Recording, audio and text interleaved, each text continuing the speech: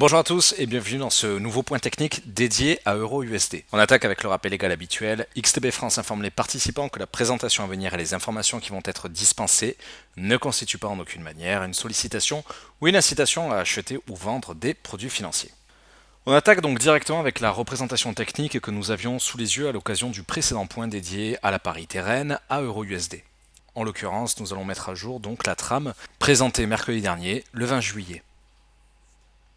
J'attirerai alors votre attention sur le range qui distinguait l'essentiel des prix entre 1,10 et 1,1130, autrement dit entre les 38,2 et les 50% de retracement de Fibonacci de moyen terme, un range qui effectivement se distinguait essentiellement depuis le 24 juin, donc depuis le lendemain du référendum britannique, à l'image finalement de la plupart des grands actifs occidentaux. Plusieurs choses sont à distinguer via cette représentation en H4, donc où chaque chandelier représente 4 heures d'évolution. Plusieurs choses sont à distinguer depuis la rupture des indices.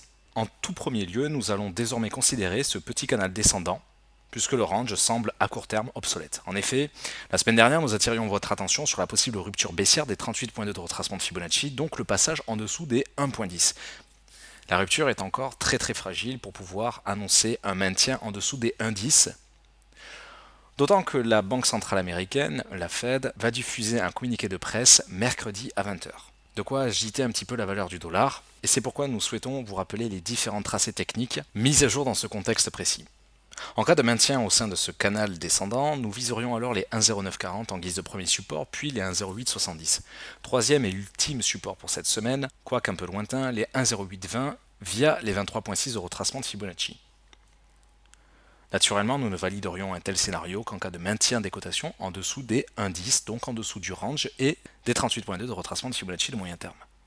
En cas de faute de communication de la part du FOMC via ce communiqué, et notamment en cas de flou artistique concernant le possible calendrier de relèvement des taux américains, nous reviendrions alors au sein du range, donc au-dessus des 1,10. Trois résistances seraient alors à distinguer, 1,1030, 1,1075 et enfin 1,1130, donc la résistance technique de ce range, distinguée via les 50% de Fibonacci de moyen terme. Merci à tous pour votre attention et rendez-vous dès demain à 15h15 pour le live trading habituel.